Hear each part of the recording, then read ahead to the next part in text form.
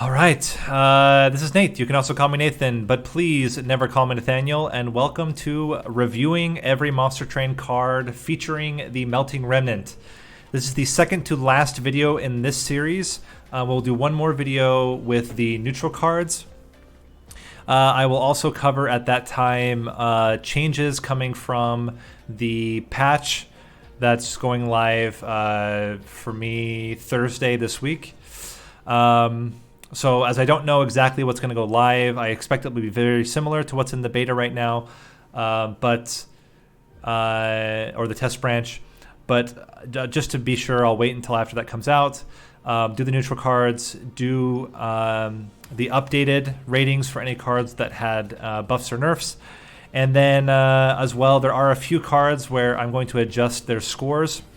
And then we'll show all of the clans at once in that final video.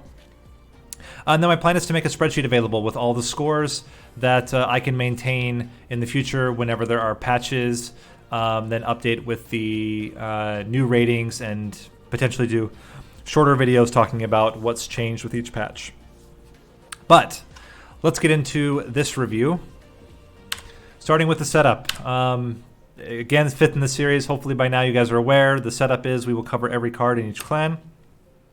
All champions and artifacts will be covered as part of separate videos. So the plan will be once I'm done with the neutral cards and final update, then I will do a champion review and an artifacts review video.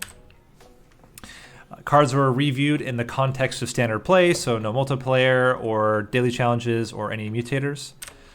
And cards are not reviewed in a vacuum, but rather how those cards function within common build archetypes. So how well do they fit with builds, not how strong are they in like the most insane scenario or just in a vacuum. We do scale based on 5 grades, starting with S.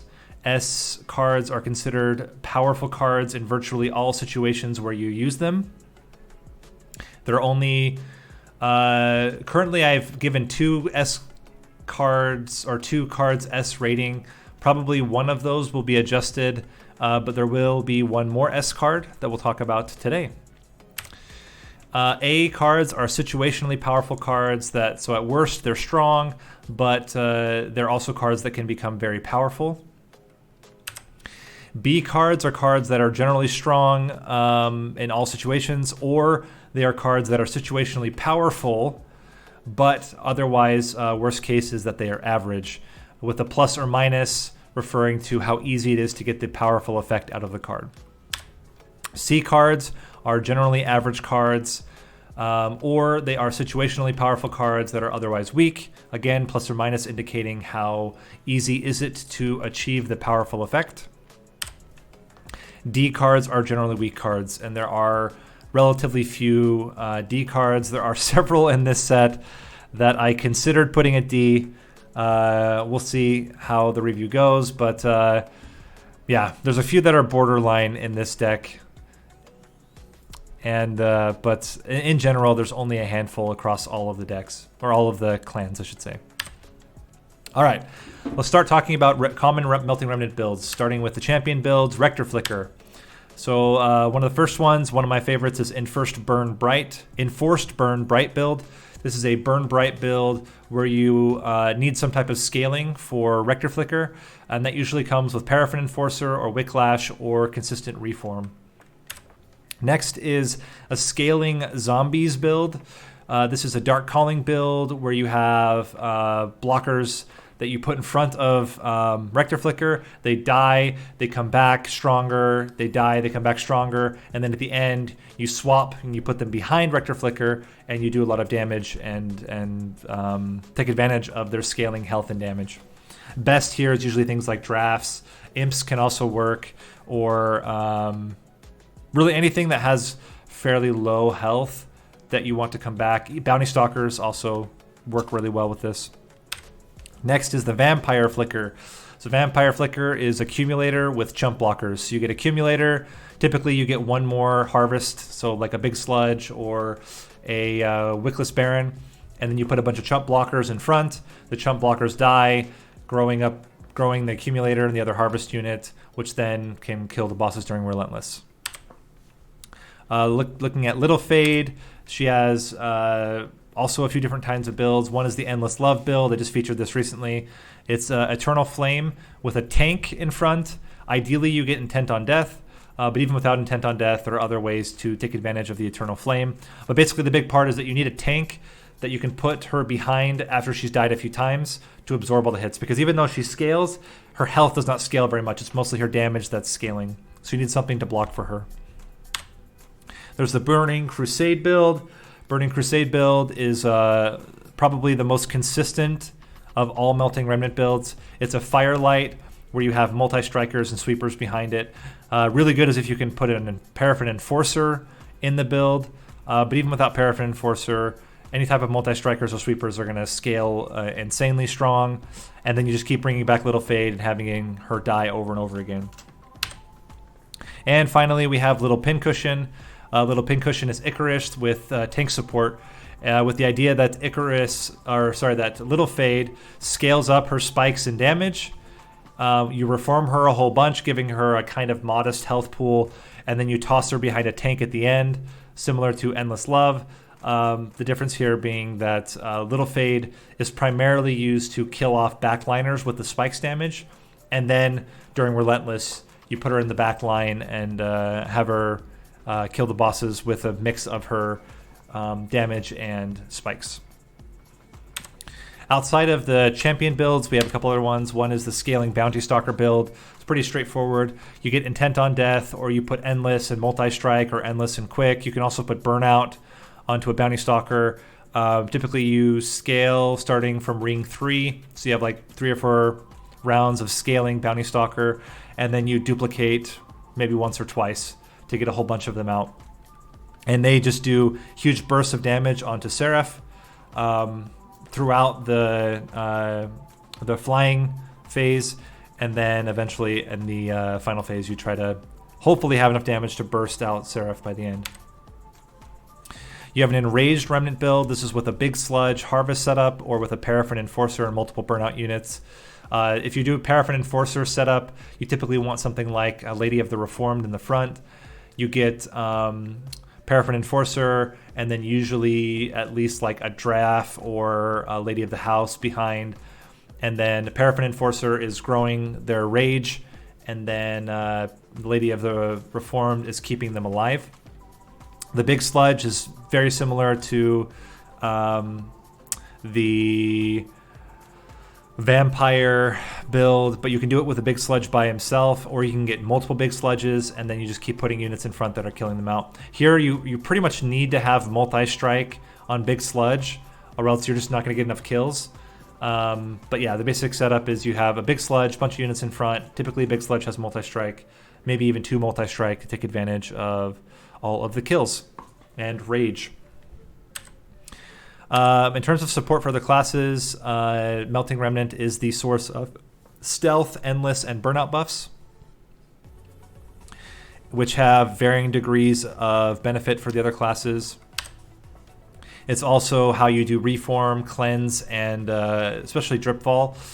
I think we'll talk about this later, but Dripfall is one of the best floor manipulation spells in the game. And then on top of that, you have Reform, so you can bring back units a lot. It's really good with things like Imps, or with even Morsels can be really good with Reform. And then you have the Cleanse effect, which is bad if you don't need it, but it is insane when you do need it, especially for things like Seraph the Patient and Seraph the Temperate. All right, let's get into the units. Starting with common units, we have starter card Dreg. Dreg has text. Burnout 2. It's a 9 attack, 3 health minion or unit with 0 cost. Dregs are pretty mediocre. It's hard to get a dreg to be very strong. And in almost every case, you can find a unit that would just do better than dreg. Even Train Stewards can be better than dregs, much easier than a dreg can be better than the standard dreg. So usually dregs are just basically there as something to reform, something to add burnout to during the early stages, but by the end you pretty much want to remove all of your dregs. The exception would be a vampire build, but even with a vampire build, there are better things to put than dregs. Imps are quite good. Votivary's quite good. The tomb units are much better because they all have benefit from dying. The dregs don't really benefit anyway when they die. So they're pretty bad, but for the first few rounds, they can be pretty good at helping to kill off bosses and to chump block for your champion. So given that, give it a grade of C-. It's a weak unit that can, in very specific circumstances, be average or strong. And I would say the most common would be if you have something like an endless artifact, and then you can just keep playing the drag to get accumulator stacking up. Or if you happen to get like a really, really solid reform deck and you need a unit that you can bring back over and over again, then dregs can be okay. But I would say C-, borderline D unit. Next up, we have Draft. Draft has text Burnout 1, Multi-Strike 1. It is a 10 damage, 5 health unit, 10 by 2 because of the Multi-Strike for 1 cost. Drafts are good in certain builds. They're really, really good in the Firelight build because they take up 1 capacity, and the more units you can put that will take advantage of Firelight, the better. They're also decent to reform because the Multi-Strike means that you're getting double effect from every reform. They're also pretty good to put things like Large Stone on and attack buffs and quick. So they can become pretty good, and I think it's pretty easy to make a draft strong. But if you don't have any of those buffs, it tends to be really weak.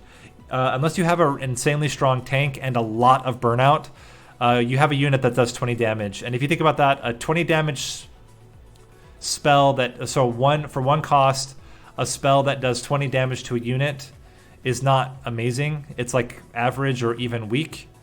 And then you may not even get the spell damage or the 20 damage because he may die before he gets to attack.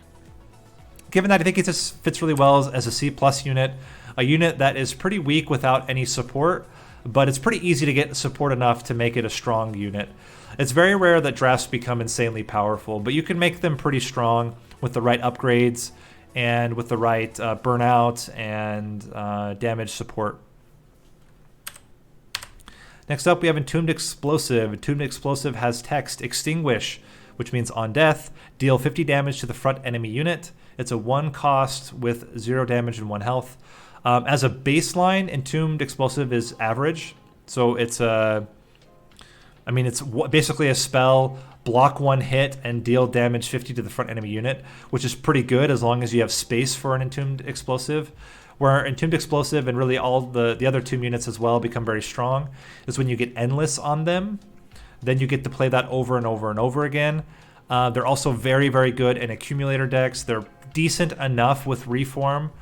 And then the real way you take advantage of them is with all of the relics that you can get for the tombs, especially the 5 Ember when a tomb dies can be extremely powerful.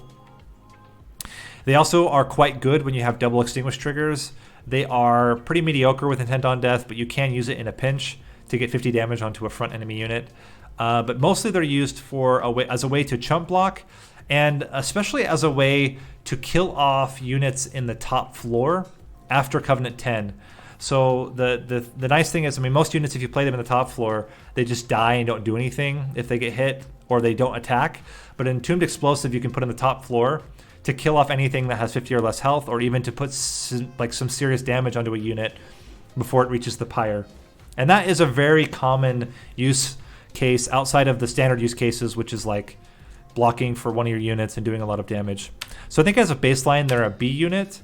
They're pretty difficult to make these especially powerful. If you think about getting it endless, the main reasons why you'd want to have this endless is to have accumulator.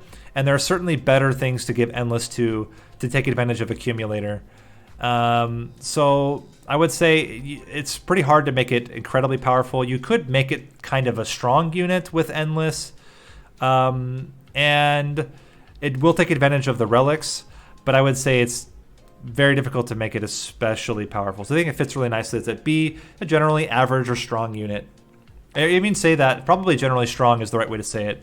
It's not even an average unit. It's just a strong unit all the time, but never super powerful. Next up is Molten Encasement. Molten Encasements, in contrast to the Entombed Explosive, does have a really, really good, high cap in terms of power. If you get double extinguish triggers, you get endless on it, you get intent on death, suddenly the value you're getting out of Molten Encasement escalates quite a lot. 2 stealth isn't amazing. 4+ stealth becomes much stronger. 10+ stealth becomes basically you're going to kill most bosses with 10+ stealth. And so you can see with something like getting an endless, getting a intent on death, getting double triggers, it becomes much easier to hit that 10+ levels of stealth. But without it, I would say it's still a very average unit. Getting 2 stealth and 1 block is okay. The fact that you'll probably be able to reform it makes it a little bit better. Given that, I think it fits nicely as a B+. I would say as a very baseline unit, it is actually weaker than Entombed Explosive because it doesn't have that case where you can use it to just kill off a unit before it hits the pyre.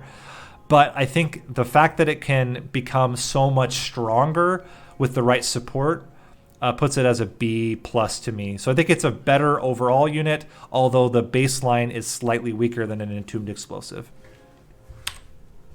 Moving into uncommon units. We have Remnant Host, another tomb unit. It has text Extinguish, summon 2 draft units.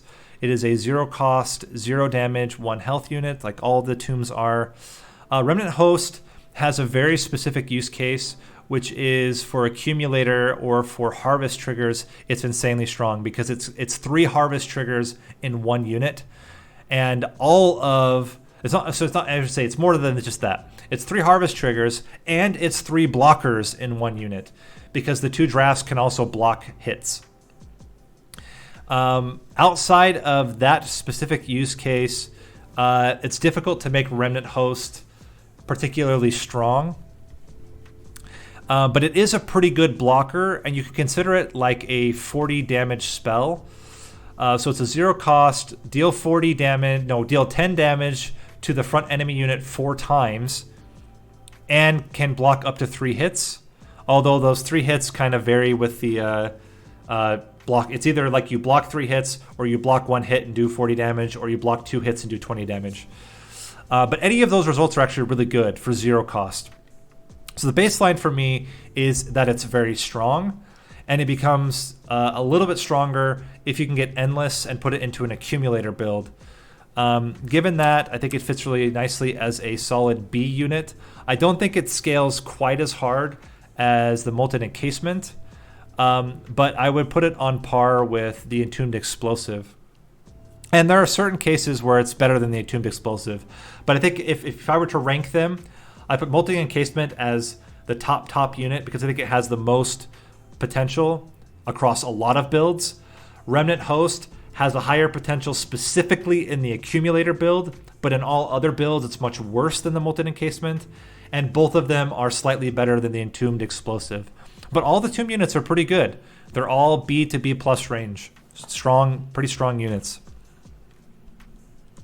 And especially if you get so it's interesting because the tomb upgrade that gives them burnout and plus 30 health is okay, but it's pretty bad on Remnant Host because what ends up happening is it dies at the end of the turn and then creates 2 drafts the next turn, which is not what you want. You want Remnant Host to die. The other 2, sure, you can have them give 30 health and then that's okay. But Remnant Host specifically, you don't want to die from burnout because it happens at the end of turn and then you don't get the effect of immediately summoning 2 drafts that get to attack right away and can block right away.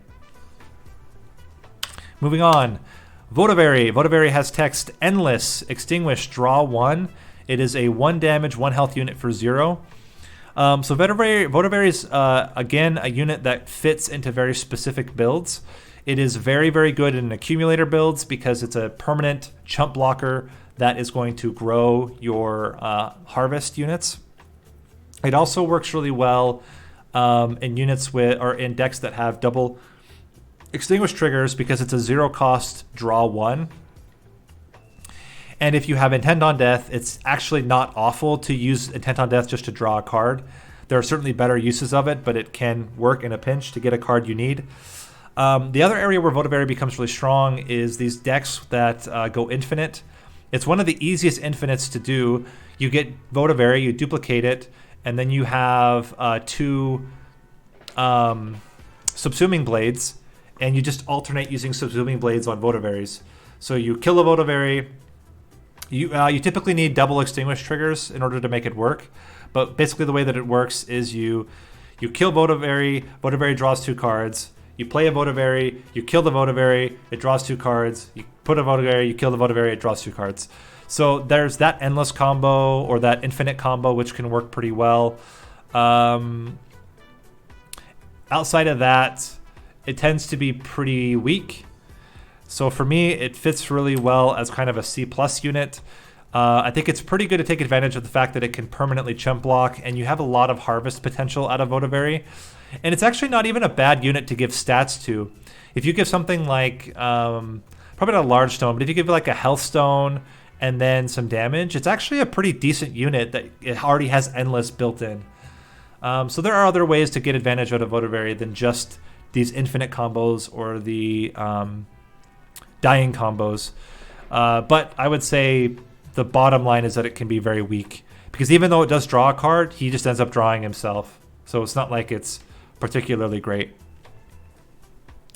All right, moving into the next one, we have Lady of the House. Lady of the House has text. And by the way, Votavary is a she, I think. It's debatable. It's probably a she, so I apologize if I misgendered Votavary. But anyway, let's move on. Lady of the House. Lady of the House has text.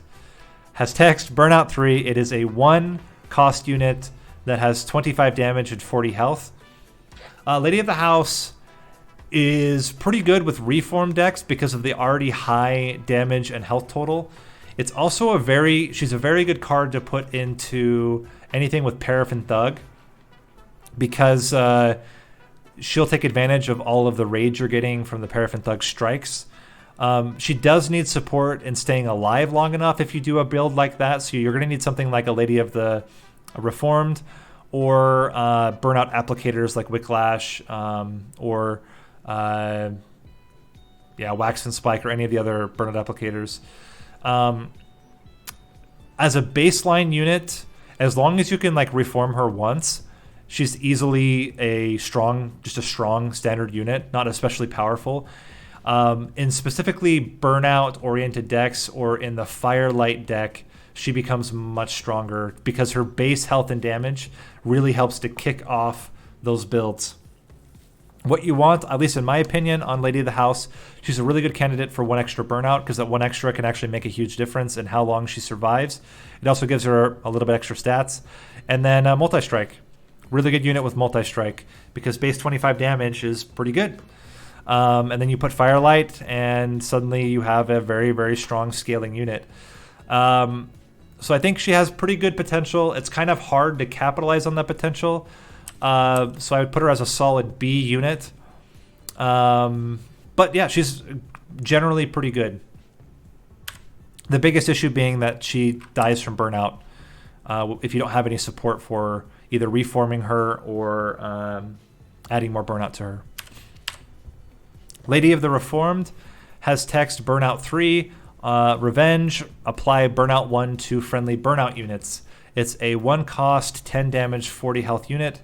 Lady of the Reformed, I think, is much more consistent than Lady of the House in terms of value.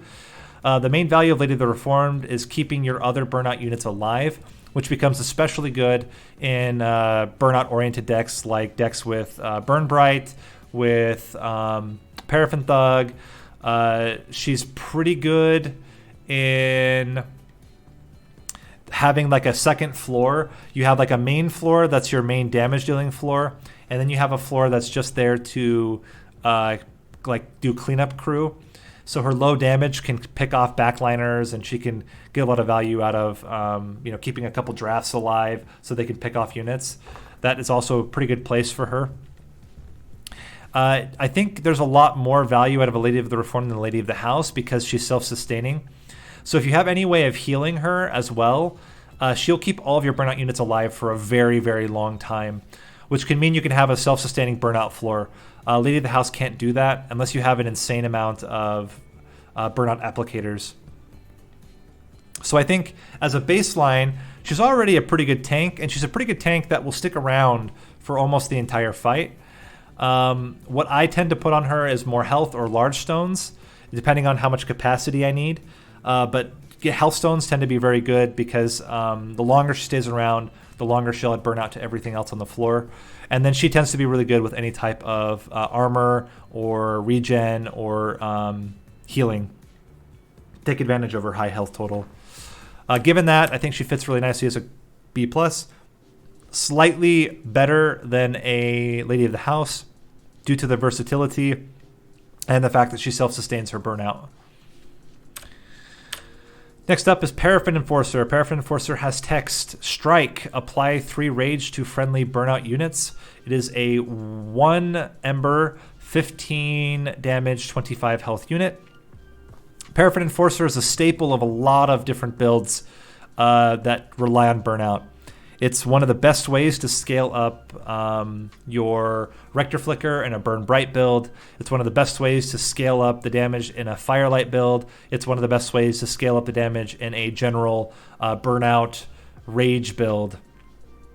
Given how much value you get of Paraffin Enforcer in all of the builds where he belongs, then looking at the builds where he doesn't really belong, he's still a 1 Ember cost 15 damage, 25 health unit, which is a decent set of stats. So it's like a decent statted unit. So even in the worst case, if you just play him as a 15-25, that's not bad.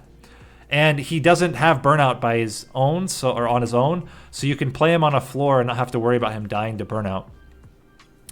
Given that his worst case is actually still a pretty strong unit, he fits really nicely as a grade A, in my opinion. He's a staple into lots of different decks, but even in decks where he doesn't necessarily belong, he's still a very good statted unit. And all you need is something like a drag or a draft, or just reformed units, right? Like there's a build that works with him that's you go Imp Parade, and you get all your imps, and you have a couple burnout applicators, and you keep reforming units, and they get get the rage application from him. So there are lots of different ways you can take advantage of it.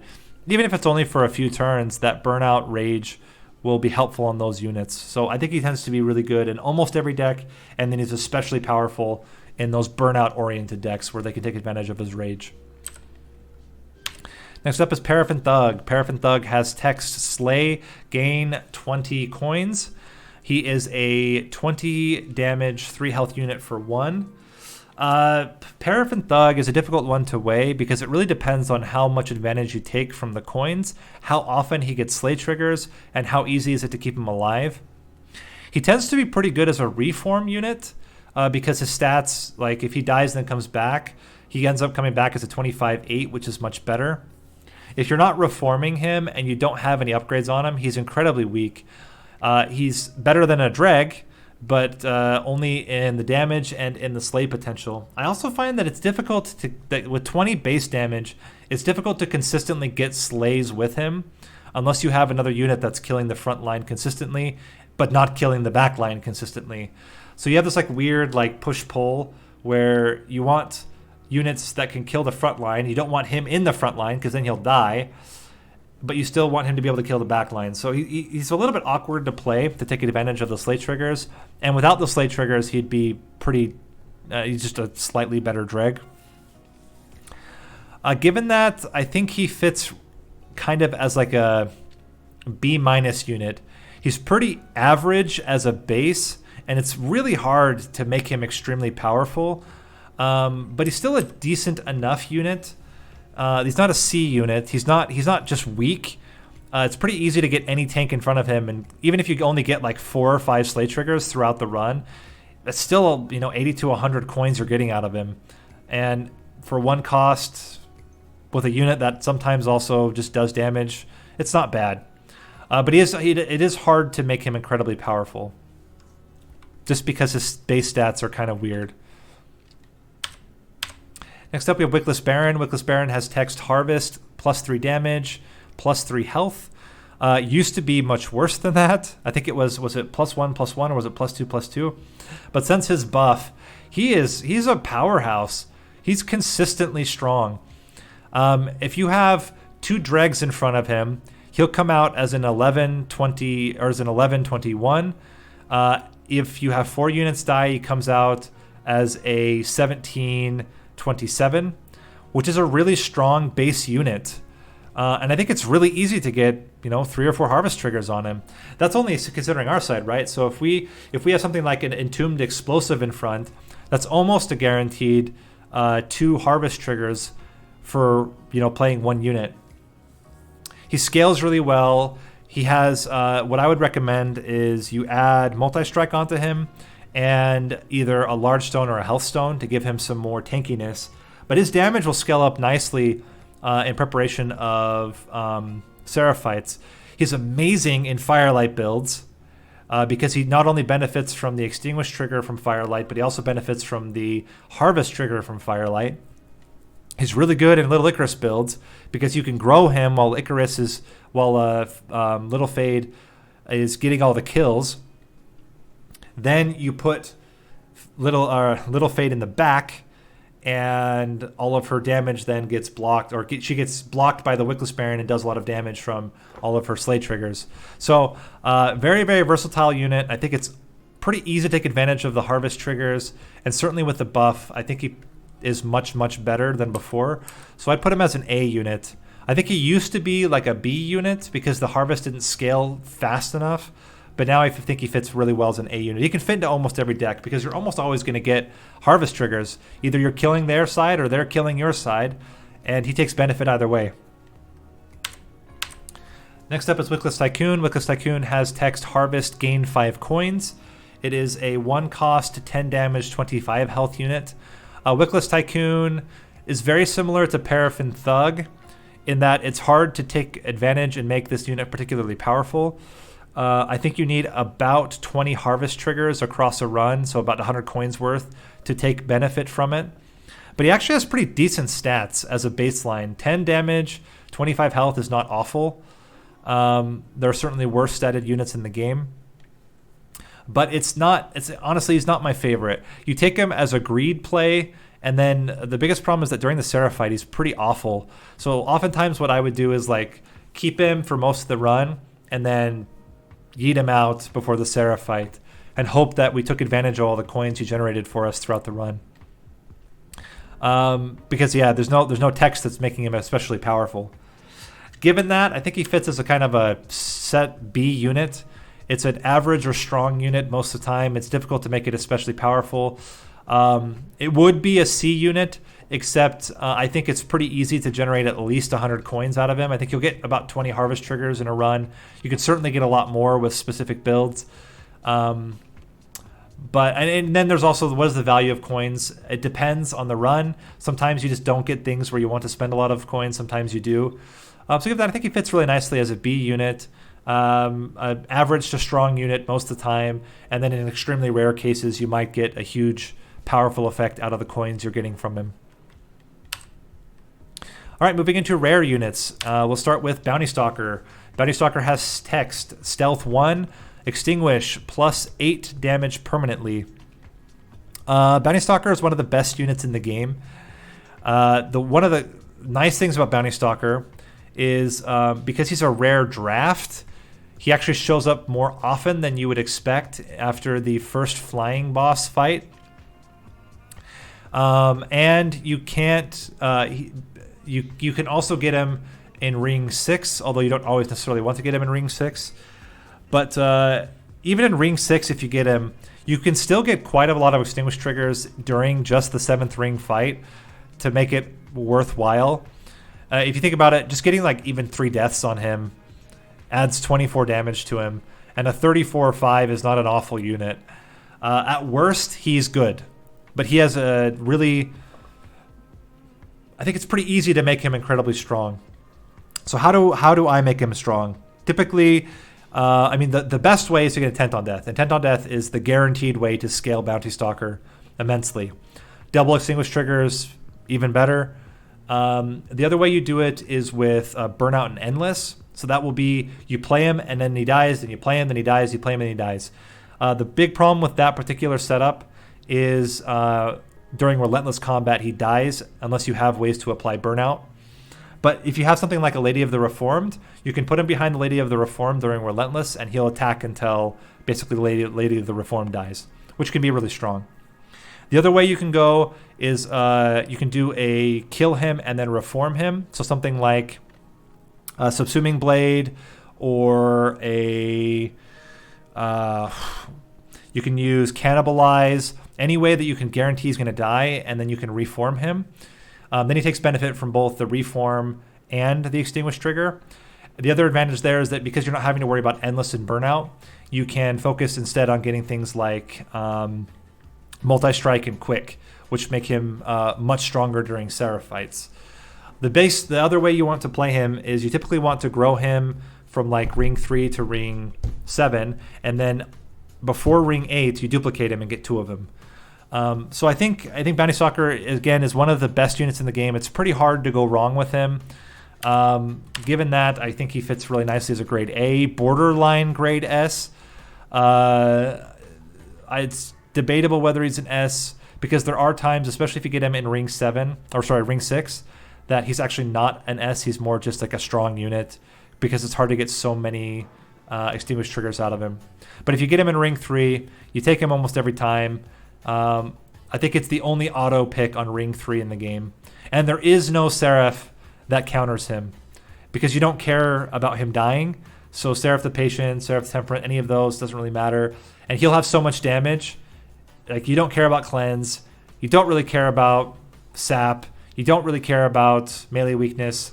All of those don't counter him. So he's one of those that, like, the few units that just doesn't care what Seraph you have, he's always good. So A, borderline S unit. Next up is Devourer of Death. Devourer of Death has text Harvest, gain 1 soul or gain soul 1. On extinguish, deal damage to enemy units equal to 15 times the soul count. So there's a couple problems with Devourer of Death. One is the soul count is not permanent. Once Devourer of Death dies, it's considered a buff. It goes back to 0.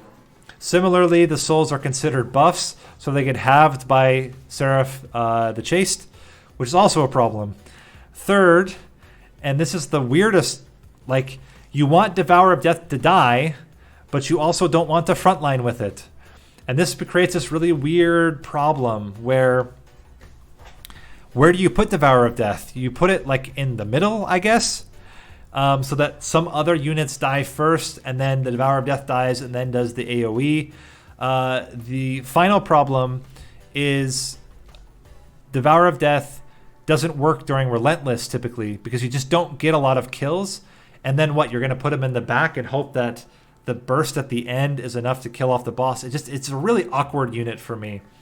And unless you have a way of consistently getting souls, and then being able to take advantage of the AoE, it's pretty bad. It's a pretty weak unit. I almost gave it a D, but there are a couple situations where Devourer of Death is actually really strong. One is Intent on Death. Intent on Death means that you can put Devourer of Death in the back or second to back. You can get a lot of harvest triggers, and then you can Intent on Death, Intent on Death, Intent on Death to do AoE. If you get something like, I don't know, 6 or 8 harvest triggers, that will kill most everything. So if you put Devourer of Death behind something like, or maybe even in front of something like a Wickless Baron or Big Sludge, then they can both take advantage of the harvest, and then you can use Intent on Death to do AoE. And that particular setup is incredibly strong, but it requires basically 2 rare units. You have to get a rare Devourer of Death, you have to get a rare Intent on Death. Outside of that, I find it to be pretty weak. Given that, I think it's a grade of C-, borderline D, but I won't give it a D because there are some cases where it can be really strong. Next up is Big Sludge. Big Sludge is a 2 Ember cost 10 damage, 30 health unit with text Harvest, Rage gain 5. Harvest, gain 5 Rage. Words are hard. Big Sludge is really powerful. The base stats are not amazing. 10 damage, 30 health isn't much. But just getting 1 Rage stack already puts it on par with some of the other units that we've given A's and B pluses to. In addition, Big Sledge has really easy scale potential due to the harvest affecting every unit that dies. So if you put like two tomb units in front, and those two tomb units kill like a couple of other units on the other side, you now have plus 40 damage instantly. So the scalability of Big Sledge is quite nuts. It's a fantastic unit to put multi-strike on because it's going to increase the chances that he gets kills, giving him more rage, and then he uses that rage more often. Typically what I do is something like Hellstone and multi-strike. You can also put quick on him if you want. If you're worried about him taking damage or the tank in front of him taking damage, then you can get quick and multi-strike. But I think typically just a Hellstone and multi-strike tends to work best. I don't typically do large stone on him because he's already a 3 capacity unit. With 4 capacity, it's hard to put many blockers in front of him. Big Sledge is also really, really good if you do Remnant Host. So Remnant Host is, I mean, that's true of all accumulator builds, but with Remnant Host on Endless, it's not often that there's going to be enough damage to get through the Remnant Host and to your Big Sludge. So you usually won't take any damage, and then that's 3 harvest triggers, 15 rage. That's an extra 30 damage each turn. And so it's very easy to get Big Sledge to the point where he will one-shot bosses. Given that, I think he fits really nicely as another A-level unit. I think these harvest units got so much benefit from the buffs because they weren't nearly as good before. So I think it was a really good set of buffs to them. The only thing with Big Sledge that can be a little bit clunky is the fact that he's a 2 Ember and a 3 capacity unit. You can't fit 2 of them on one floor without increasing capacity or getting over capacity. And sometimes the 2 Ember cost becomes relevant where you can't play him as easily because of other things. For example, fail fights where you start with 2 Ember Drain means that you can't play him and get rid of the the Blights, the 2 Ember Blights. You can't play him and the 2 Ember Blight in the same turn. That can become a little bit problematic. But outside of those few cases, he's going to always be a strong unit and has the potential to be very, very powerful. Next up is Formless Child. Formless Child has text Extinguish. Return a random defeated unit to your hand and apply plus 40 damage. So the one thing that's different about Formless Child compared to other reforms is that there's no burnout application, which can be good or bad depending on the unit that he's bringing back. The biggest problem I find with Formless Child is that it's random. So you're not always going to target the unit that you want. So Formless Child works best in a deck where you can bring Formless Child back consistently, like with Endless, or even better is reforming it because then it costs 0. And you have a very specific unit that you're killing off and bringing back every time. So Little Fade builds can work okay as long as it's not Endless Little Fade. Burnout Rector Flicker tends to be pretty bad because you just come back with a 3 burnout and then you die quickly again. And that's actually the biggest problem, is that you oftentimes will get burnout units back and they don't really take advantage of it as much because they die so quickly.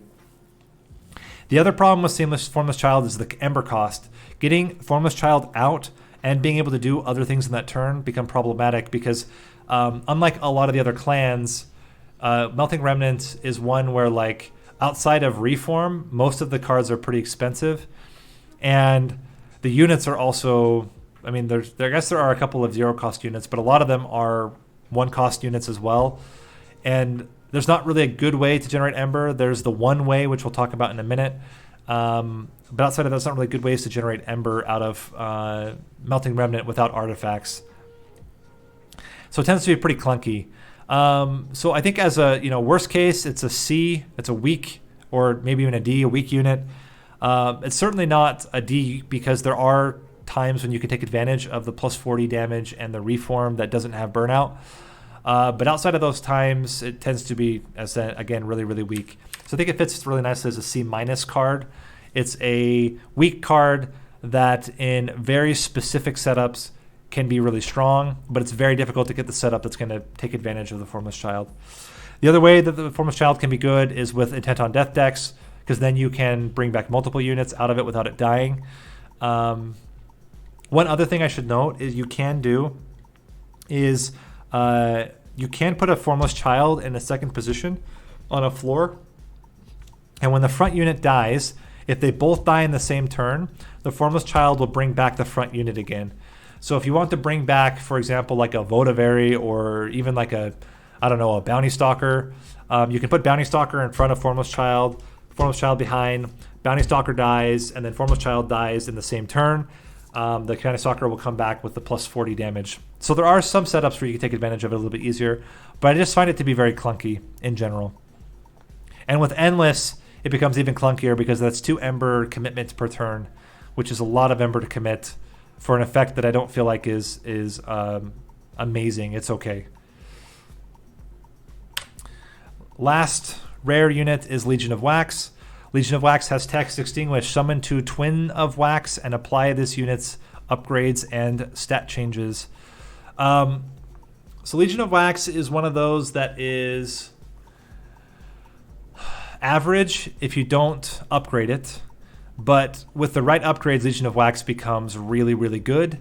And with Intent on Death, Legion of Wax is insane. So the Twin of Wax will not apply buffs, but it will apply enhancements. So it's a little bit weird. Like if you get Rage on a Legion of Wax, it's not so good. If you get, like if you're applying Multi-Strike, if you're applying Burnout, if you're applying any type of buffs, Rage, Regen, whatever, then it doesn't carry over to the Twin of Wax and then to the little minis. But if you apply stat changes, so Wicklash, Steel Enhancer, anything that you get from Gorging that is a stat buff, those do carry over and carry over on Reform. And anything you enhance from a shop. So if you get Multi-Strike from a shop, if you get Spikes from a shop, if you get Burnout from a shop, then they apply. So just be careful and cautious about what you put onto Legion of Wax, because not everything gets carried over into the Twins. But as I said, the best possible way to set up Legion of Wax is something like Large Stone Multi-Strike with Intent on Death in your hand. Then you're just going nuts, killing everything, and you get tons of Legions of Wax. The other way you can play Legion of Wax, which can work as well, is you get multiple of them and you descend them onto the same floor. Because one of the best things about Legion of Wax is the fact that it's just a huge, giant body to get through. It's actually, like, at minimum, it's 5 hits that are greater than 8 damage each, which is a lot of tankiness. So you put something behind a Legion of Wax that harvests, so something like a Big Sludge or a Rector Flicker with Accumulator or something like that. That's 5 harvest triggers prior to when they're finally going to be able to start attacking your unit, which is good on every single one of the harvest units. You get a Hellstone on him, he's even beefier. You get a Large Stone on him, he's insanely beefy, although then he's taking up his own floor by himself. But typically for me, it's Large Stone Multi-Strike.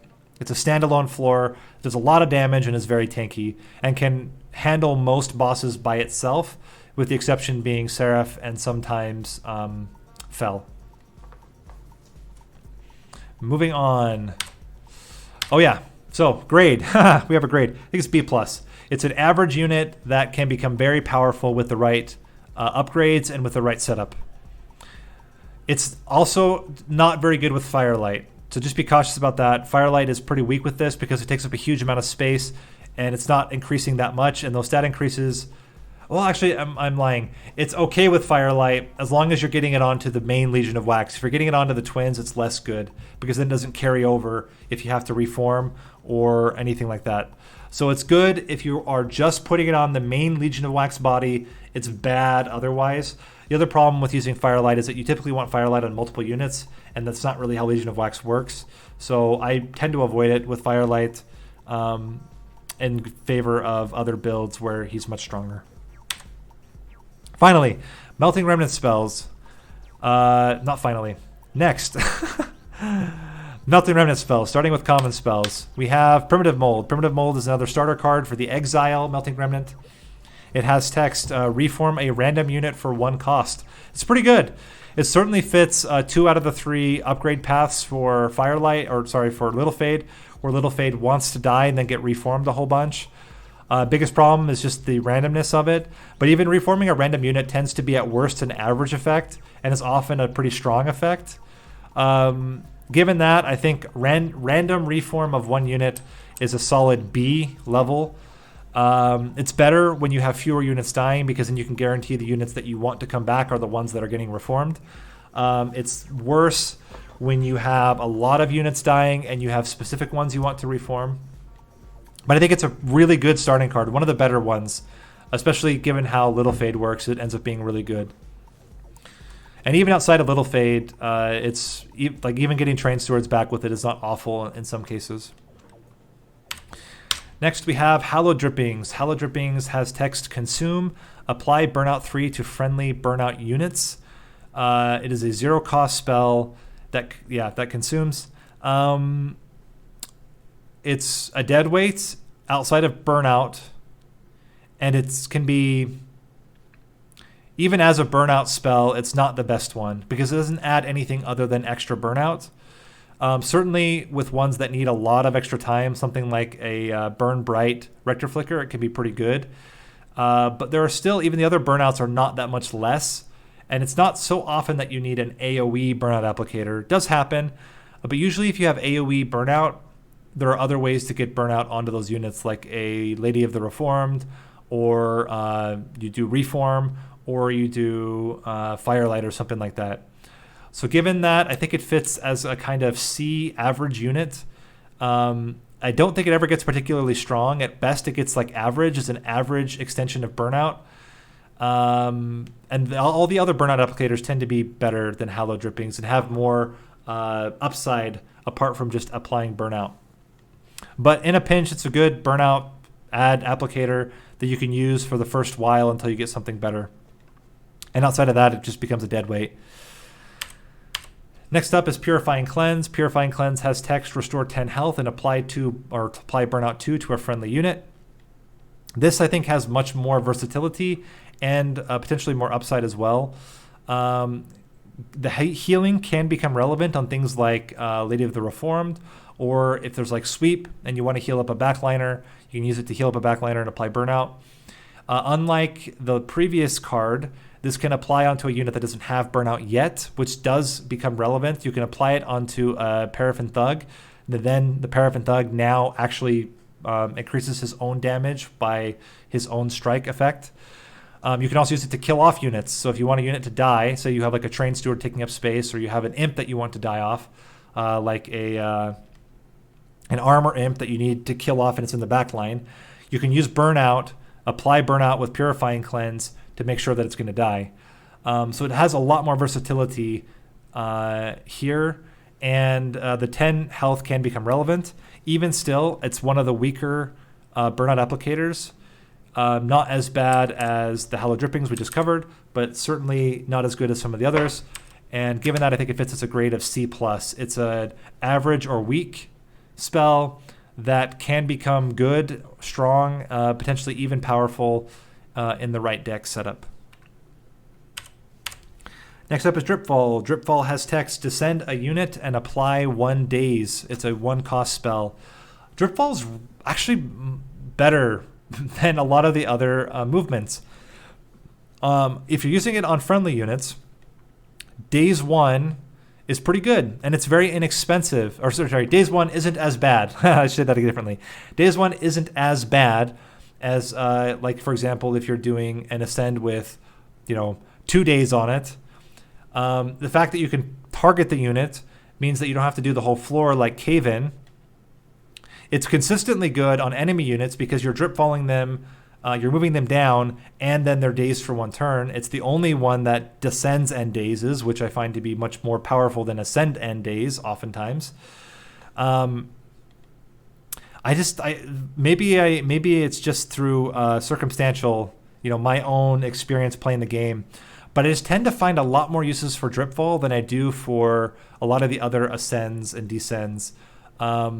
Cave-In has a very specific setup, but Dripfall has a lot more versatility.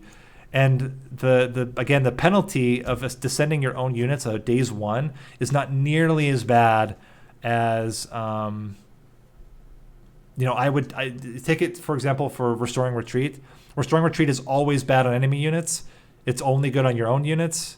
It's not always bad on enemy units, but it's worse on enemy units because you're actually healing them. Dripfall is typically pretty good on enemy units.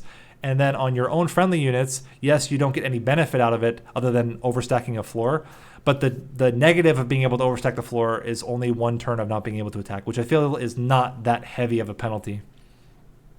So for some reason, I just find Dripfall to be much more consistent than a lot of the other movement spells. Maybe it's also because Melting Remnant has a lot of ways to take advantage of Dripfall compared to a lot of the others. It's very common that I Dripfall something that's going to die to take advantage of the harvest trigger or to overstack floors. Melting Remnant tends to be pretty good with overstacking things like double Legion of Wax or double big sludges. So I don't know what it is, but I always seem to get more advantage out of Dripfalls than I do out of the others. Probably the only exception would be Hidden Passage, which I think is the best of the movement, the floor shifting spells. But this is close second. Given that I think it fits as a solid B card, it's average to strong effect every time you use it. Oh, I should also say the other thing that's good about this compared to a lot of the others is that Descend applies on bosses, and you can actually daze bosses with this. Every other one, unless you're okay to move the boss, it has no effect on bosses. So this is actually good on bosses compared to every other one of the movement spells, which is also very valuable. Don't double stack it unless you're going to use it entirely offensively. Typically, it's -1 cost. Maybe hold over if I'm really overstacking a floor. Next up is Molded. Molded has text, reform a unit. It is a 1-cost spell. Molded is a selectable reform compared to the others, which are random. And the fact that it's selectable makes it much more powerful. I think this is one of the best cards to do -1 and holdover if you have a deck that units are dying all the time. It's also I think the best baseline stats for a Molded, so 1 cost for 1 reform that is targeted. It's objectively better than Primitive Mold because of the fact that you can select your unit. Given that, I think it's a really solid B+ unit, or B+ spell. Being able to select which unit you want can be incredibly powerful in some decks. Getting like holdover and -1 on a deck that's like Little Fade, where Little Fade's dying a lot, but other units are also dying, tends to be really strong. As well, decks that are Bounty Stalker builds love Molded much more than the others because you want Bounty Stalker to die and you want to reform just Bounty Stalker. So anytime you have a targeted need to reform, Molded is your bread and butter there. So I think it fits really nicely as a solid B+ spell. Wicklash. Wicklash has text, apply +5 damage and burnout 2 to a friendly unit. I think Wicklash is one of the better and more use case oriented burnout applicators. The problem with healing is that if the unit dies, you don't care that you healed it. It doesn't do anything for future reforms of the unit. Wicklash applies +5 permanently. So even if the unit dies, that +5 persists through death. It's also having all the other benefits of the other burnout applicators in that you can apply it to a unit that you want to die. You can apply it to a unit to extend their burnout. You can apply it to a unit in order to take advantage of Paraffin Thug's strike triggers. I think it's I think it's probably the best of the current burnout extenders, and it's only going to get better if the buff goes through where it's going to be +10. It's going to be even better. But even at +5, it's already a very good spell. And for certain units, things like drafts or anything with multi-strike or Paraffin Thug can be incredibly strong. Given that, I think it fits really nicely as a B+ spell.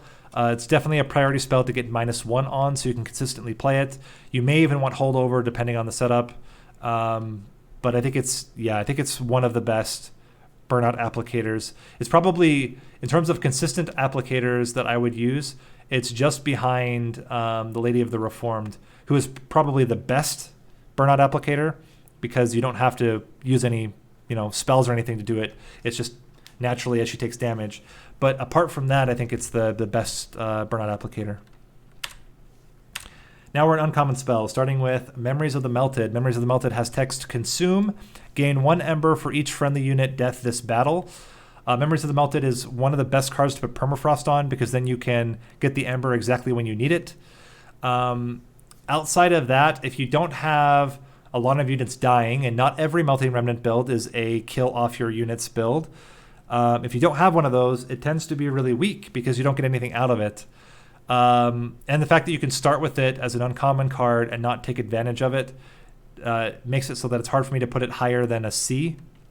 But I think it's a card that's easy to take advantage of. You get Permafrost, you can remove Consume and -1, you can get remove Consume and get Holdover, and then it's really powerful. But it has a pretty big range. If you're having a lot of units die, it's certainly much better than a C. It's more like a B or A card. And if you can take advantage of the Ember cost. That's the other thing, is that you don't always take advantage of Ember cost or Ember. So you might get it and then never be able to capitalize on the Ember because you have either too many 0 cost units or spells, or you just don't have a big cost spell to play out. But in those situations where you do have need for extra Ember and you do have units that are dying, then it's very, very good. Outside of that, it can be very, very weak. Even a D level card if you have no units dying or have no need for Ember. Sacred Wicks. Sacred Wicks has text: consume, reform 2 random units for 0 cost. It is an objectively better primitive mold in cases where you are reforming more than 1 unit. And if you remove consume, it's just an objectively better primitive mold. So at worst, it's a B, but I actually think it's quite good. It's especially good in decks where lots of units are dying, like Imp reform builds or Morsel reform builds. Then it's really strong, or even just other reform builds where you want 2 or 3 reforms per turn. Then you want to remove the consume. Otherwise, you keep the consume on it. You play it as a 0 cost, reform 2 random units. You can get Permafrost on it, so you can wait. You can use it as I know eventually a unit's going to die, but until then I want to keep it in my hand. So you get Permafrost on it, use it when you need it, and then it's gone. A lot of versatility here as well, and I think it's a really powerful reform effect. Given that, I think it fits really nicely as a B+. It's good. It's certainly worth having if you know units are going to die, and especially if you know multiple units are going to be dying throughout the run. Next up is Crushing Demise. Crushing Demise has text: kill a random friendly unit and kill a random non-boss enemy unit. Crushing Demise is pretty feast or famine. It's either amazing or it's pretty trash. Occasionally, it's an average effect. Some things to note about Crushing Demise that are very important. You can play it on a floor with no units. You can play it on a floor with no friendly units. You can play it on a floor with no enemy units. So there's no requirement here. You can always play it on any floor. And so you can use it as a way to kill off your Bounty Stalker to reform it, or kill off your Little Fade to reform her. You can use it to kill off enemy units. It's incredibly versatile, but there are times when you just can't make it work. They're pretty, I would say, if you were to give a ratio, I would say about 70% of the time you take a really good advantage of Crushing Demise. 10% of the time it's average, 20% of the time it's worthless. Because there just are some decks where you just don't need it. Decks that, for example, accumulator builds, Crushing Demise is pretty bad in accumulator builds because you have a chance of killing off your harvest unit, and that's really bad. And you want as many units to die on the floor with your accumulators as possible. So it's pretty bad in those particular decks. It's also pretty bad in Firelight decks for the same reason, that you want to make sure that specific units are dying. It's fantastic in Bounty Stalker builds. It's fantastic in Burn Bright builds where you have reform. It's fantastic in builds where you know you're going to leak units and you just need something to clear off those units. But given that, as I said, it's very feast or famine. It's either really good, really bad, and very rarely average. Given that, I think it fits as a C+ unit, maybe a B- unit, but certainly no higher than that, because there are a lot of cases where it just doesn't add any value, and you can start with it. It's uncommon, so it can be part of your starter set, and you might just get a card you can't play. Next up, Resin Removal. Resin Removal has text: remove all debuff effects from friendly units and all buff effects from enemy units. Resin Removal is also Feast or Famine. Seraph the Temperate, it's amazing. Seraph the Patient, it's amazing. If you have Ember Drain, it's amazing.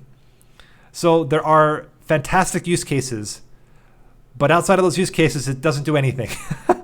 Against the other two Seraphs, it doesn't have any value at all, unless you are putting debuffs on your own units, because none of their units that are summoned have buffs. And for most of the combat and all of the game, most enemy units don't have buffs. The only things you're talking about here are rage, spikes, and damage shield. That's basically it. So rage, and lifesteal. Okay, rage, spikes, damage shield, life steal, and stealth. That's what you can remove, which is not a lot of stuff, considering that represents maybe like, I don't know, 1 out of every 8 units in the game. It's not really consistently going to be good.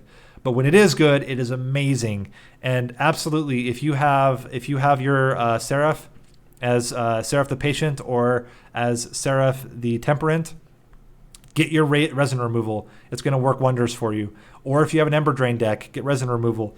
Get holdover on it. You will never get affected by Ember Drain. Given that, I think it fits as well, similar to Crushing Demise. When it's good, it's amazing. When it's not good, it's garbage.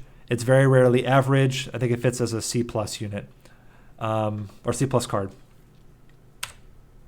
Fatal Melting. Fatal Melting has text, deal damage to enemy units equal to 3 times the number of friendly units' deaths this battle. Fatal Melting, if you get it before units have died and it's unupgraded, it's pretty bad. It's also not particularly great to upgrade with spell damage. Maybe you can do like a -1 cost +10, and then it's like on par with a Glimmer but doesn't heal your units. Where our Fatal Melting becomes really strong is, of course, in accumulator builds or harvest builds where you really want to get a lot of your own unit deaths. So it works really great with Imp builds. It works really great with Tomb builds. It works really great with any type of other harvest builds. But if you don't having a lot of unit deaths, and a lot would mean, I would say for a 2 cost, this needs to be doing at least around 15 damage. That means you need to be consistently getting 5 unit deaths per fight to take advantage of it, to kill off backliners, or 4 minimum, so you can do at least 10 damage. Given that, I think it's can be very weak, and certainly if you get it before anything's dead, it's a 2 cost do nothing. So I think it fits also pretty well in that kind of C+ range. It's a spell that's pretty bad when it's not well supported, but when it is well supported, it becomes much better. The fact that it's uncommon means that it can come in your starting deck, which is pretty bad. This would be much better as a rare card, because then you know you can only draft it and you will have known whether you have a harvest-oriented deck or not. Next up, Engulfed in Smoke. Engulfed in Smoke has text, apply stealth 2 to friendly units. It's a 2 cost spell. Engulfed in Smoke, at worst, gives you an average effect. The average effect being 2 stealth on all of your units. Certainly was better before it got nerfed, and then it got double nerfed because it got nerfed by increasing the cost, and then it got nerfed again when double stack got nerfed. 3 cost for 4 stealth is still okay, but you really need to get like double stack and -1. So it's a 2 cost 2 stealth, or a -1 and holdover, so you can get 2 stealth every turn, growing your stealth by 1 every time you apply it. It's also good to have multiples of Engulfed in Smoke. I think the best setup is to get 2 Engulfed in Smokes, each with holdover and -1, or 1 Engulfed in Smoke with double stack -1. They end up having the same effect. But getting something like 3 or 4 stealth per turn is much, much better than getting 2 per turn, even if it's with holdover. Given that, I think it's an average effect that can potentially become really powerful with the right upgrades on it. I think it fits as a this potentially could be a B-. Right now, we'll keep it as a C+, because it can also, yeah, that's right, it can be pretty weak in some cases where you don't want stealth, particularly in spike builds or little fade builds where you want little fade to die. It's pretty worthless. So you might start with a little fade, get Firelight, and then Engulfed in Smoke is pretty awful. Given that, I think it does fit. Yeah, C+ is where it fits, because there are going to be builds where you just don't want stealth at all. Yeah, I think that fits. So we'll do it like that. C+. Subsuming Blade. Subsuming Blade has text, piercing, deal 5 damage, and on slay increase damage by 3 permanently. This is the most noob trap card in the game. It is certainly not a bad card, but it's one of those where you look at it and think, oh my gosh, I could scale this to insane amounts of damage. It turns out you're probably never going to get to the insane amounts of damage that you need to, and you really need to be killing a lot with it. So it's not that you're going to be using this on bosses so much. You're going to be using this on other units. Where Subsuming Blade gets a lot more value is in killing your own units that you want to reform, killing your own units that are endless, killing off units to make room for other units to get more harvest stacks, and then occasionally also for getting insane amounts of damage to kill enemies with. But I would say that's the rarest case. Most common I use it for is killing off my own units, and then I want it like -1 in holdover with a -1 holdover molded, and then I can kill off and bring back my Firelight, or not my Firelight, my Icarus, my Bounty Stalker, or whatever else I want to grow with Subsuming Blade. Then it becomes really good. As just a standard spell to add, it's a lot to pay for 5 damage. It's not a lot to pay once you get into like 30 plus. Then it becomes pretty strong. 2 cost for 30 targeted piercing damage is still pretty good. But you have to get it quite early, and you have to get it with the right setup to make it incredibly powerful. Given that, I think it fits as well as kind of the C+, potentially also a B-. It's right on the edge where you could say it's an average effect, but certainly at 2 costs for 5 damage, it's weak. You need a lot more out of it to take advantage of it. But it can become very, very powerful with the right deck. So it potentially should be buffed to, or bumped up to a B-. I'll think about that for when I do my final ratings, but at least for now we'll leave it at C+. I don't think it can be higher than B- because it's not always average. It sometimes is very, very weak. Wicked Blaze. Wicked Blaze is a text reform a unit and apply an additional +10 damage. Depending on your setup, it can either be better or worse than molded. It would be worse than molded if you don't really care about the +10 damage. It's better than molded when you do care about the +10 damage. And then it's equal to molded once you get -1 on it. It's just, objectively better once you put -1. But the thing is, you can't get -2 and hold over unless you have an extra spell slot. Given that, I think it's still the fact that it's a targeted molded and it's easy to make it 1 cost puts it in a pretty solid position as a B+. I think it's slightly weaker than molded in most cases, but occasionally the +10 damage becomes very relevant, and then it's much better than molded. So it really depends on your deck setup, and I would say it's on average equal to a molded in value, because the cost, the +1 sometimes matters, other times it doesn't. When it does matter, it matters a lot. When it doesn't matter, it's just an extra expensive molded. But molded is also really good. I don't know, you'd want a molded for 2 cost, but this is for what you get out of Wicked Blaze. I think it's very worthwhile. And if you don't have a molded, you'll take Wicked Blaze if you need a reform. And finally, Memento Mori. Memento Mori has text deal damage to the front enemy unit equal to 10 times the number of friendly unit deaths this battle. Memento Mori was much better when it was rare. It's gone down value a lot, becoming uncommon, for the same reason that a Fatal Melting is C+, is because you can get it as a starting card, and you don't always have decks that have a lot of units dying. It's certainly better in Little Fade decks than with Rector Flicker decks. I would say in order to really get value out of Memento Mori, you need something like 5 minimum deaths, giving it 50 damage. A 3 cost, even 3 cost 50 damage is still not great. You really probably need something like 10 deaths to take advantage of it. And being able to consistently get 10 deaths so that you can use Memento Mori is pretty tough in decks that don't have a lot of death and reform.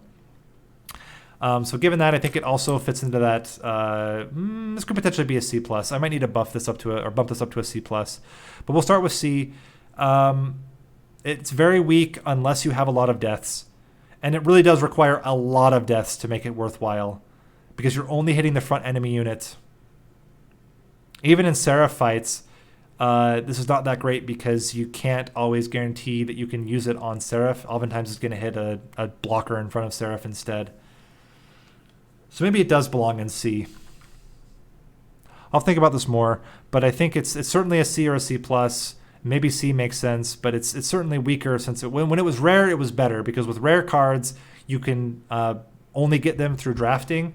And so you could say, okay, yeah, my deck needs a Memento Mori or can use a Memento Mori because I'm having a lot of units die every turn. But when you don't have that, you can start with it and that's part of your hand, then it's pretty bad. Oh, actually, that wasn't last. Last is Mortal Entrapment. Mortal Entrapment has text attuned, deal 25 damage, and apply 20 dazed 3 to an already damaged unit. Mortal Entrapment is very, very awkward to use, specifically because of the requirement that the unit has to be already damaged. It's okay on flying bosses. It's really bad on all the rest unless you have your main damage floor on a middle or top floor.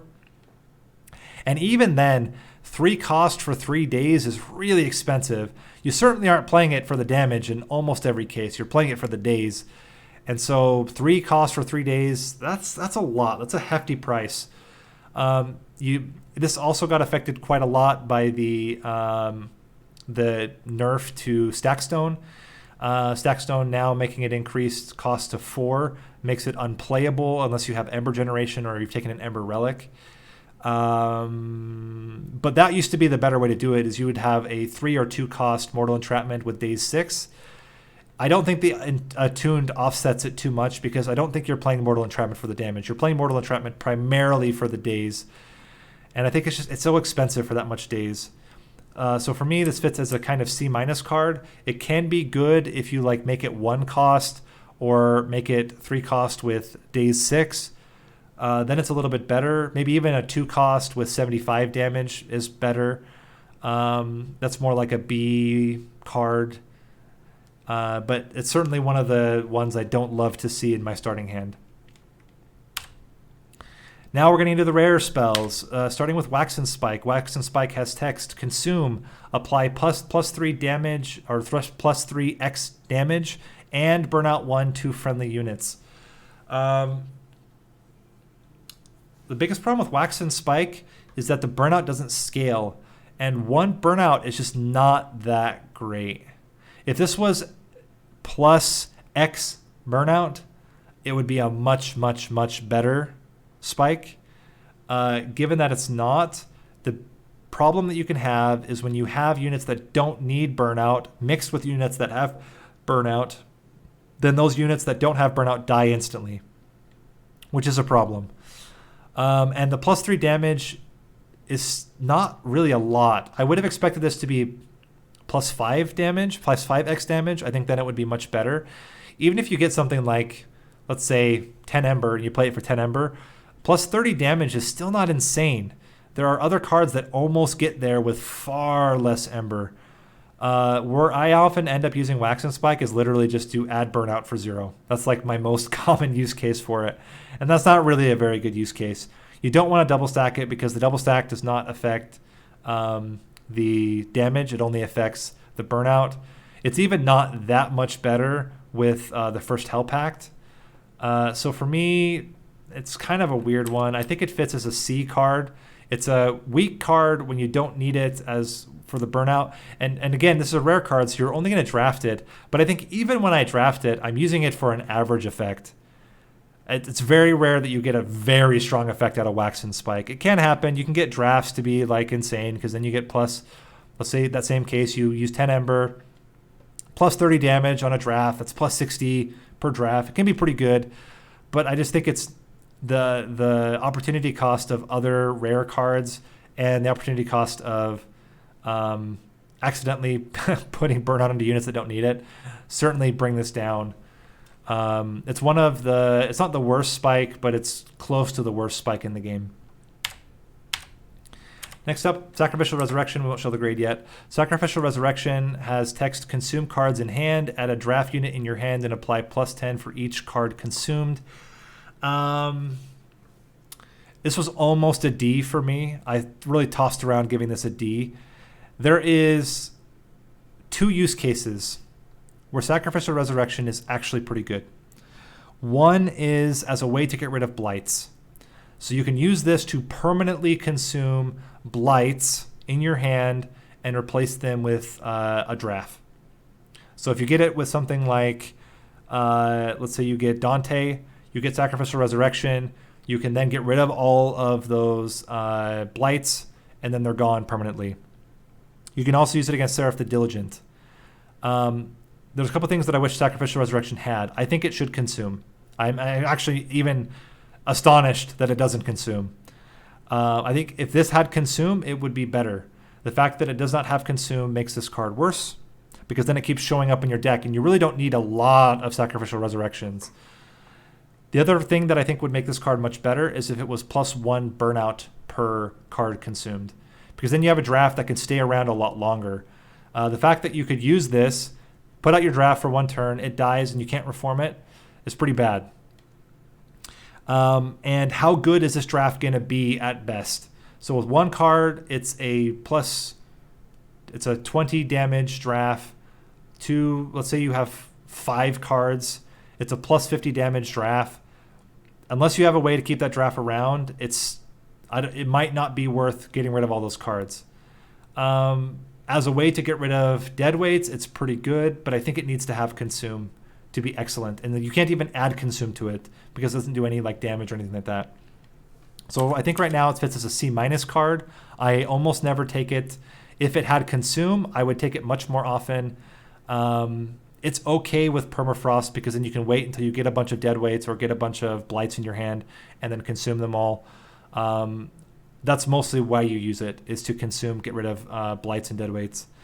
But outside of that case, it just tends to not be very good and tends to be its own deadweight itself. Wickless Recruitment. Wickless Recruitment has text, remove all burnout and debuff effects from a unit. It is a 0-cost spell. It is pretty good in certain situations, and then when you can't take advantage of it, it's just a deadweight. You don't always want to remove burnout.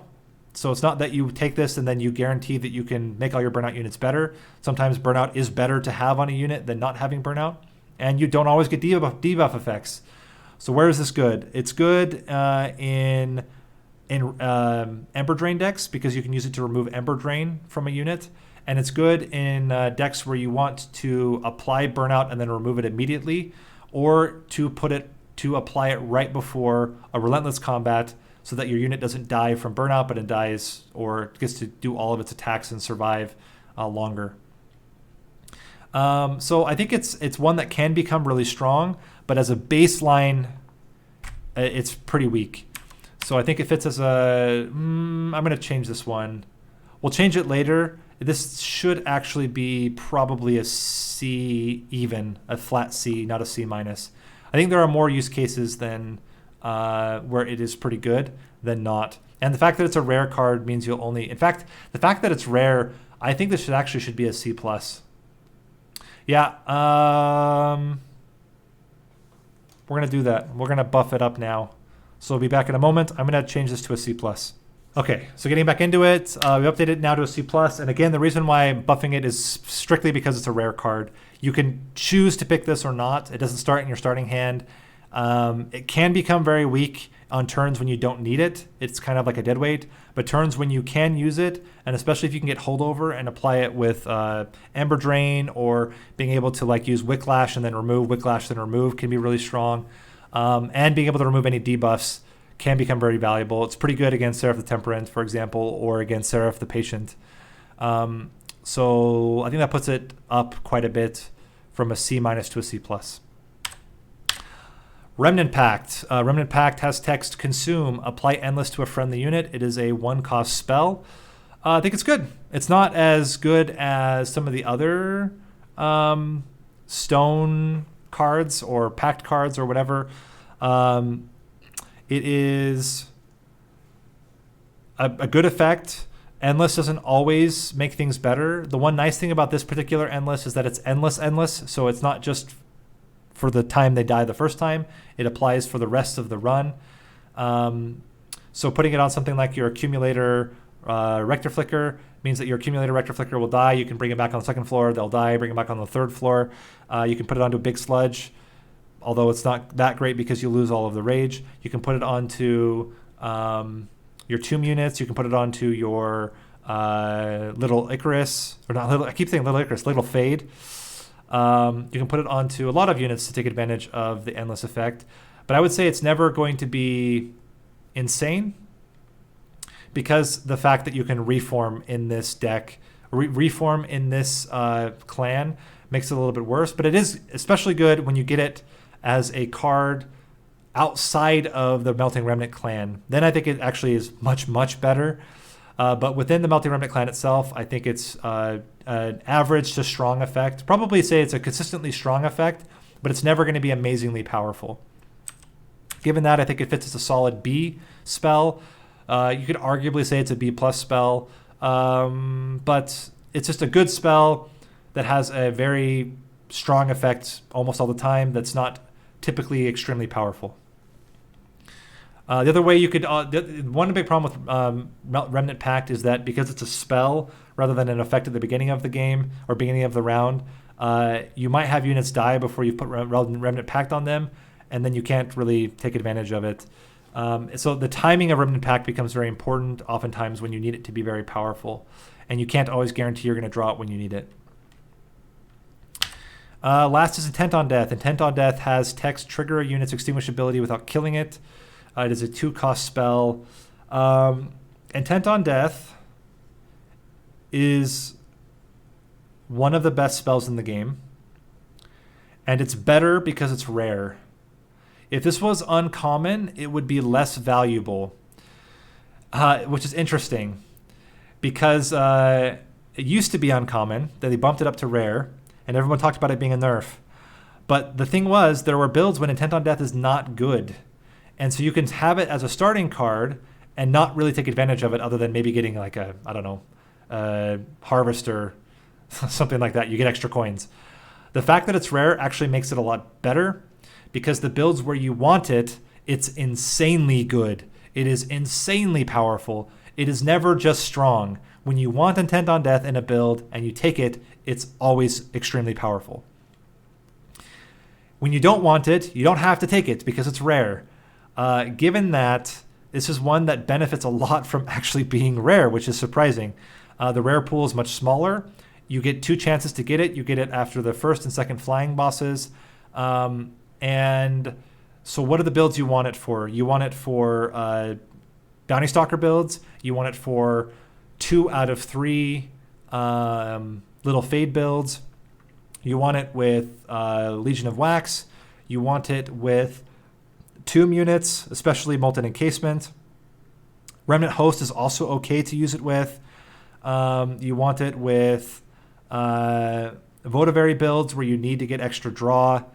It's obviously very good when you have double extinguish triggers. So as I said, I think this is one that actually got buffed. So the +1 cost was a nerf, but I think the increasing the rarity actually ended up being a buff in terms of consistency of the card. Even if it didn't make the card any more powerful, it made it so you only get it when you absolutely need it. Given that, I think it's actually an S card. When you have Intent on Death on either of the 2 upgrade paths on Little Fade, it wins you the game. When you have Intent on Death in a Bounty Stalker build, it wins you the game.